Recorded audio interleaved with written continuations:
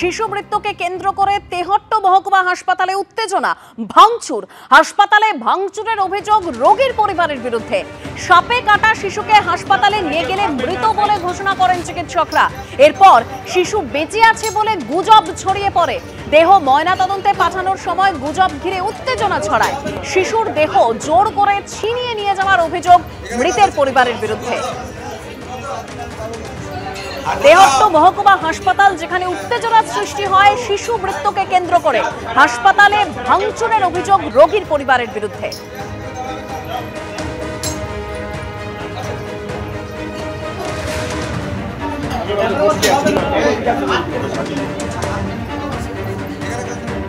পাঁশকুড়া ধর্ষণ কাণ্ডে ধৃতের আরও কীর্তি ফাঁস। অভ্যন্তরীণ রিপোর্টেও নির্যাতনের উল্লেখ।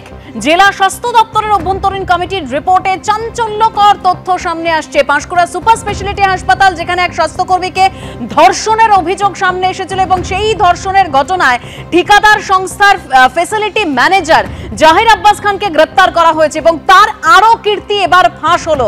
কি তথ্য উঠে আসছে আরো বিস্তারিত জানবো। ঝিলম করঞ্জয় রয়েছেন আমাদের সঙ্গে টেলিফোন লাইনে। ঝিলম, একদমই জেলার মুখ্য স্বাস্থ্য আধিকারিকের দপ্তরে যে ইন্টারনাল কমপ্লেইন্টস কমিটি আছে তাদের পক্ষ থেকে দফায় দফায় বয়ান নেওয়া হয়, তদন্ত করা হয় এবং সেই রিপোর্ট মুখ্য স্বাস্থ্য আধিকারিক বিভাস রায়ের দপ্তরে জমা পড়েছে এবং সেটাই যে তথ্য প্রকাশ্যে এসছে তার মধ্যে অন্যতম হচ্ছে ঠিকাদার সংস্থার কর্মচারীরা তাদের অনেকেই এই দাবি করেছেন এবং এই অভিযোগ করেছেন যে তাদেরকে অত্যাচার করা হতো, শোষণ করা হতো এবং তাদেরকে হুমকি দেওয়া হতো যদি কেউ প্রতিবাদ করবে বলে বা এরকম বলার কথা বলতো বা তার যে বিভিন্ন অত্যাচার তাতে বিরুদ্ধে সরব হলে তাদেরকে হুমকি দেওয়া হতো, ভয় দেখানো হতো এবং অত্যাচার, নিপীড়ন, শোষণ এই বিষয়গুলো কর্মীদের মধ্যে থেকে স্বীকার করা হয়েছে। তবে তারা যেটা জানিয়েছেন ইন্টারনাল কমপ্লেন্ট কমিটির সদস্যদের যে তারা এর আগে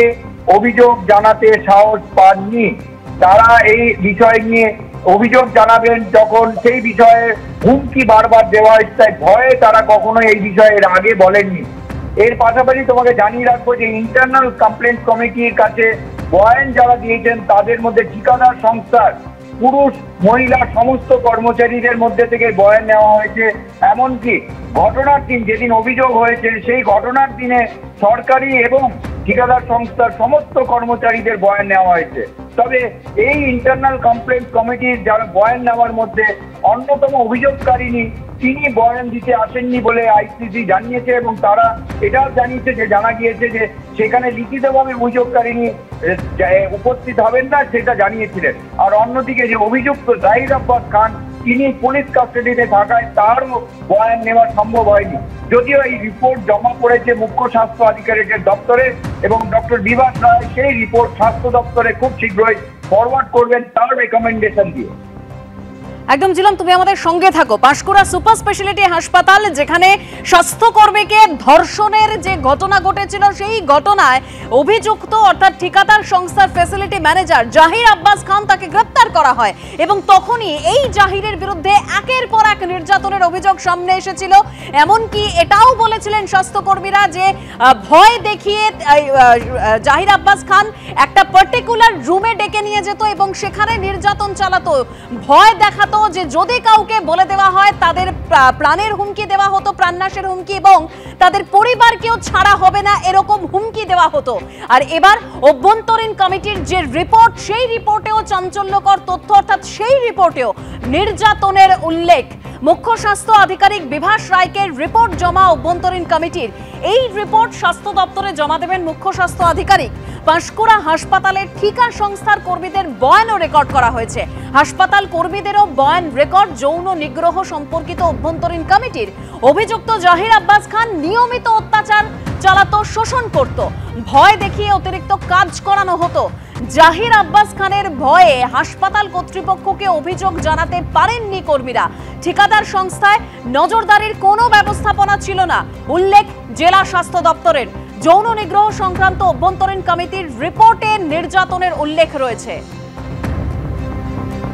এই যে অভ্যন্তরীণ কমিটির রিপোর্ট সেই রিপোর্টে নির্যাতনের উল্লেখ রয়েছে। আর কি রয়েছে আবারও আমরা ঝিলম করঞ্জয় আমাদের প্রতিনিধির সঙ্গে কথা বলবো। ঝিলম, একদমই, তোমাকে এই রিপোর্টে যা যা উল্লেখ রয়েছে প্রাথমিকভাবে যেটা জানালাম, পরবর্তীকালে আরো যে রিপোর্টে যেটা বলা হয়েছে যে এই ঠিকাদার সংস্থা তারা কর্মীদের যে ওয়েলফেয়ার, সেই ওয়েলফেয়ারের উপর নজরদারি রাখার কোনো ব্যবস্থা নেই তেমন উল্লেখ করা হয়েছে।